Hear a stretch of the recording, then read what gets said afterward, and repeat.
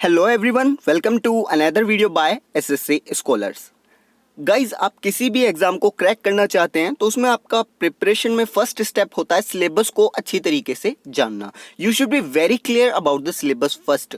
Syllabus को लेकर आपके माइंड में कोई भी डाउट, कोई भी क्वेरी नहीं होनी चाहिए। तो आज के सेशन में मैं आप सभी के लिए एयरफोर्स एक्स ग्रुप के सिलेबस और साथ ही साथ पैटर्न को लेकर आ गया हूं। यानी आज के सेशन में मैं आपको बताऊंगा कि अगर आप एयरफोर्स एक्स ग्रुप की तैयारी कर रहे हैं तो किस सब्जेक्ट से कितने क्वेश्चंस आते हैं और उन क्वेश्चंस को सोल्व करने के लिए आपको कौन कौन से टॉपिक्स को पढ़ना होगा।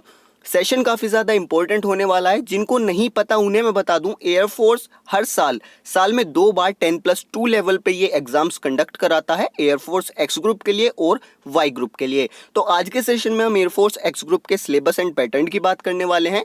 आगे आने वाली वीडियोज में मैं वाई ग्रुप का भी आपको करा दूंगा। सो सेशन को स्टार्ट करते हैं। सबसे पहले बात आती है कि एक्स ग्रुप के अंदर आपका पैटर्न क्या है। देखिए, 3 सब्जेक्ट से आपका ये पेपर बना होता है, English, physics and mathematics. English की अगर बात की जाए तो यहाँ पर 20 नंबर ऑफ क्वेश्चंस पूछे जाते हैं। Physics and mathematics each contain 25 questions, यानी कि फिजिक्स से 25 क्वेश्चंस आएंगे, मैथमेटिक्स से 25 क्वेश्चंस आएंगे। यानी टोटल एक पेपर की अगर मैं बात करूं तो यहाँ पर 70 क्वेश्चंस आपसे पूछे जाएंगे कंप्लीट, और आपको जो टाइम दिया जाएगा इन्हें सोल्व करने के लिए वो होगा 60 मिनट्स, यानी 1 आवर का टाइम आपको मिला है 70 क्वेश्चन सोल्व करने के लिए। तो ये है एग्जाम का पैटर्न। अब बात कर लेते हैं ये जो आपके 70 क्वेश्चंस आने वाले हैं, इन्हें सोल्व करने के लिए आपको कौन कौन से टॉपिक्स कवर करने होंगे। सबसे पहले बात कर लेते हैं इंग्लिश की। इंग्लिश में अगर बात की जाए तो सबसे पहले आपका आता है रीडिंग कॉम्प्रिहेंशन। रीडिंग कॉम्प्रिहेंशन क्या है? आपको एक पैसेज दे दिया जाएगा और उससे रिलेटेड आपको 5 से 6 क्वेश्चंस वहां पर दिए जाएंगे। यानी करना क्या है, आपको पैसेज को पढ़ना है और उसके बेस पर उसे समझकर क्वेश्चंस के आंसर देने हैं। अगर आपको रीडिंग कॉम्प्रिहेंशन नहीं आता, अनसीन पैसेज सोल्व करना नहीं आता, तो उसके हमने एक वीडियो बनाकर आपको दे रखी है जिसमें कि हमने कम समय में, कम टाइम में, मोर एक्यूरेसी के साथ रीडिंग कॉम्प्रिहेंशन को सोल्व करना सिखाया है। तो आप जाकर वो देख सकते हैं। बात आती है ग्रामर पोर्शन की। ग्रामर पोर्शन में आपका सबसे पहले आता है सब्जेक्ट वर्ब एग्रीमेंट। तो ये आपको पढ़ लेना है, यानी किस सब्जेक्ट के लिए कौन सी वर्ब यूज की जाएगी, सिंगुलर सब्जेक्ट के लिए कौन सी वर्ब, प्लूरल वर्ब के लिए कौन से सब्जेक्ट, तो ये आपको क्लियर होना चाहिए। नेक्स्ट आपका आता है forms of verb and errors in the use of verbs, यानी आपको वर्ब्स फॉर्म जो है बहुत ही क्लियर होनी चाहिए। जैसे वर्ब की फर्स्ट फॉर्म, वर्ब की सेकंड फॉर्म, वर्ब की थर्ड फॉर्म। ठीक है, ईट की अगर मैं बात करूं तो ईट, एट, ईटन। ठीक है, ये आपको बिल्कुल क्लियर होनी चाहिए। इनके अंदर आपको एरर्स जो हैं वो फाइंड आउट करने आने चाहिए, इनका करेक्ट यूज आपको आना चाहिए। देन आपका आता है sequence of tenses and errors in the use of tenses. यानी मतलब क्या है, आपको टेंसेस बिल्कुल क्लियर होने चाहिए कि किस सेंटेंस में कौन सी टेंस यूज करनी है, और इसमें आपको एरर्स पहचानने आना चाहिए। यानी बेसिकली आपको टेंसेस को पढ़ना है पूरे कॉन्सेप्ट के साथ। एक चीज मैं आपको बता दूं, ये जो मैं आपको सिलेबस बता रहा हूं ये ऑफिशियल सिलेबस है, कोई भी बुक के अकॉर्डिंग नहीं बता रहा हूं मैं। एयरफोर्स के जो वेबसाइट है वहां से ये सिलेबस आपको मैं अरेंज करा रहा हूं। ठीक है, सभी जो सब्जेक्ट्स हैं, तो ये जो सिलेबस है बिल्कुल क्लियर है, बिल्कुल सटीक है। तो इसके अलावा आपको कुछ भी नहीं पढ़ना। और ये जो आपका इंग्लिश का कंप्लीट सिलेबस है ये आपको हमारे चैनल पर मिल जाएगा, आप जाकर देख सकते हैं। एक एक टॉपिक को वहां पर कवर कराया गया है। देन आपका आता है transformation of sentences.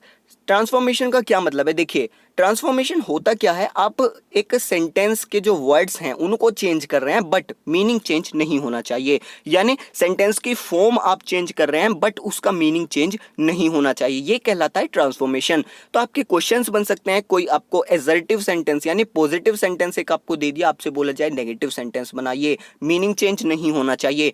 Negative sentence से इंटेरोगेटिव सेंटेंस बनाना है, इंटेरोगेटिव सेंटेंस से नेगेटिव बनाना है। ठीक है, उसी तरीके से आपका एक्सक्लेमेटरी सेंटेंस बनाना है। तो इस टाइप से आपके जो है ट्रांसफॉर्मेशन ऑफ सेंटेंसेस आ सकते हैं। साथ ही साथ simple, compound and complex sentences ये भी इसी के अंडर आते हैं। तो इसका भी कंप्लीट वीडियो हमने आपको प्रोवाइड करा रखा है, आप जाकर देख सकते हैं।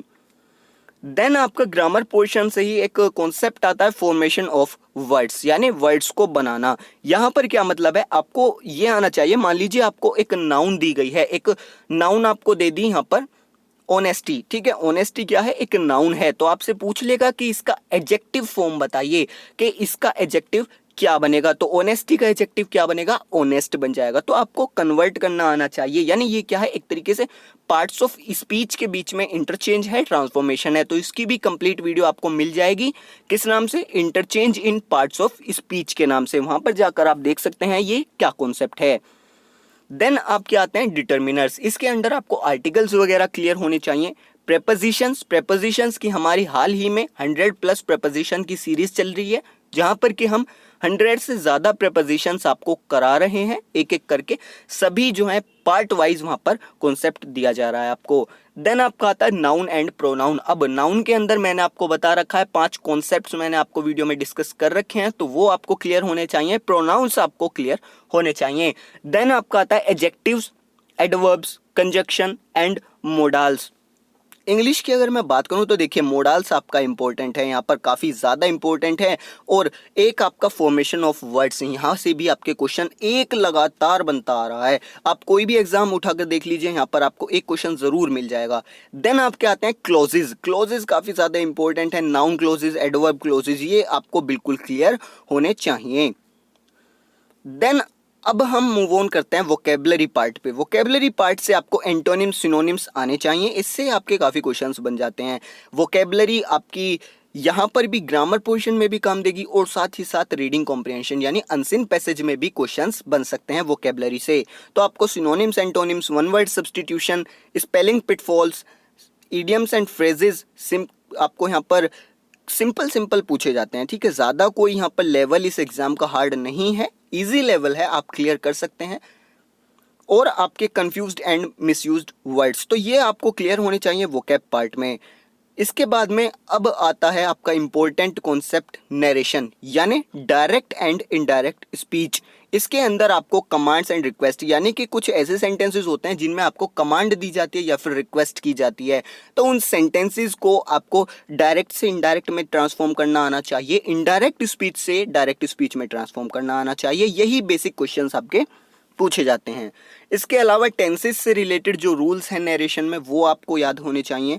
देन आपके क्वेश्चनिंग सेंटेंसेस होते हैं, ठीक है, इंटेरोगेटिव सेंटेंसेस को लेकर आपका नरेशन का कॉन्सेप्ट क्लियर होना चाहिए। यानी एक इंटेरोगेटिव सेंटेंस को डायरेक्ट से इनडायरेक्ट में कैसे ट्रांसफॉर्म करना है, इनडायरेक्ट से डायरेक्ट में कैसे ट्रांसफॉर्म करना है, सभी वीडियोज आपको प्रोवाइड करा दी गई हैं, पहले ही कंप्लीट सिलेबस यहाँ पर करा दिया गया है, तो आप चेक कर सकते हैं।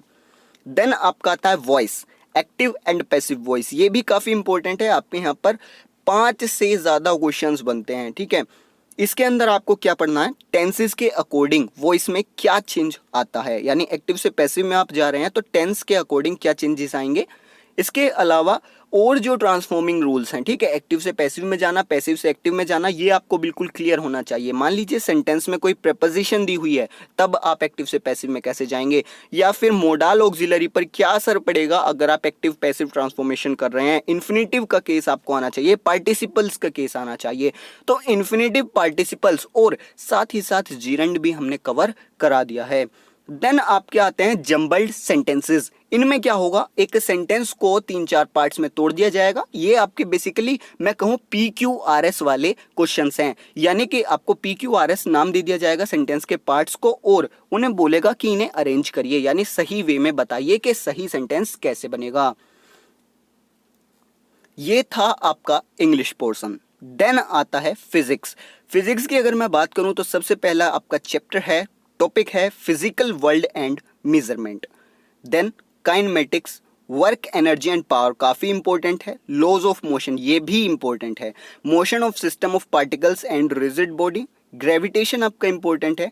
Properties of bulk matter, thermodynamics, oscillation and waves से ज़रूर क्वेश्चन बनेगा। Kinetic theory of gases, electrostatics, current electricity important है। देन आता है magnetism, electromagnetic induction and alternating current, electromagnetic waves. Optics से आपके क्वेश्चंस काफ़ी बनते हैं और एक काफ़ी बड़ा कॉन्सेप्ट है, तो इसको भी क्लियर ज़रूर से कर लीजिएगा। Dual nature of matter, atom and nuclei, electronic devices, यहाँ से आपका क्वेश्चन ज़रूर बन जाएगा। इलेक्ट्रॉनिक डिवाइसेस से आपके गेट वगैरह के क्वेश्चंस आते हैं। देन आता है एंड में कम्युनिकेशन सिस्टम। तो ये आपके लगभग 20 जो हैं टॉपिक्स हैं, ये आपको क्लियर करने हैं ताकि आपका सिलेक्शन हो जाए। मैथमेटिक्स की अगर बात कर लें तो सबसे पहले आपका आता है सेट थ्योरी। इसके अंदर आपको क्या पढ़ना है, सेट, रिलेशंस एंड फंक्शंस। एक चीज याद रखिए, जो भी मैं आपको सिलेबस बता रहा हूँ, ये जो एग्जाम है ना, ये 10+2 लेवल का यानी 12th लेवल का, तो उससे ऊपर आपसे कुछ नहीं पूछा जाएगा। 12th लेवल तक का आपसे यहाँ पर क्वेश्चंस किए जाएंगे।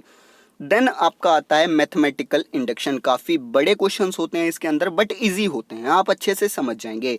Theory of equations, trigonometric function and ratio. तो यहाँ पर आपको ट्रिग्नोमेट्रिक फंक्शंस जो होते हैं, आपके फॉर्मूले वगैरह, वो आपको क्लियर होने चाहिए।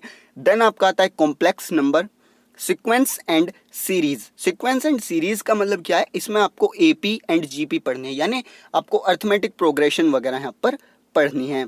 देन आती है बाइनोमियल थ्योरम। काफ़ी ट्रिकी है और काफ़ी इंपॉर्टेंट है बाइनोमियल थ्योरम। इसके बाद आता है परम्यूटेशन एंड कॉम्बिनेशन। काफ़ी इजी कॉन्सेप्ट है, आपको क्लियर होना चाहिए। देन आपका आता है circle and family of circles. ये काफ़ी ज़्यादा इंपॉर्टेंट है, इसको क्लियर कीजिए क्योंकि ये थोड़ा सा हटके है। 12th में हो सकता है आपने ये चीज़ ना पढ़ी हो, तो थोड़ा सा हटके है, इस पर ज़्यादा ध्यान दीजिए। Conic section, exponential and logarithmic series, inverse trigonometric functions. ये ट्रिग्नोमेट्री का पार्ट है आपका, इनवर्स ट्रिग्नोमेट्रिक फंक्शंस, यानी कि sine inverse 60 degree, sine inverse x. तो इस तरीके से आपके क्वेश्चंस यहाँ से बन जाएंगे। देन आपका आता है matrix and determinants, logarithm. Integration की अगर मैं बात करूं तो आपके इंडेफिनिट इंटीग्रल्स भी आते हैं और डेफिनेट इंटीग्रल्स, दोनों से क्वेश्चंस बनते हैं। डिफरेंशियल इक्वेशन, वेक्टर से क्वेश्चन बनता है। लीनियर प्रोग्रामिंग, एलपीपी जिसको बोला जाता है, काफ़ी इजी है बट लेंदी होता है, तो इसको टाइम दीजिएगा, इसको समझने में टाइम आपको लगेगा, बाकी बहुत ईजी कॉन्सेप्ट है। प्रॉपर्टीज ऑफ ट्राइंगल, यानी यहाँ पर क्या है, कॉन्ग्रुएंसी वगैरह आपको शो करनी है। Limit, continuity and differentiability.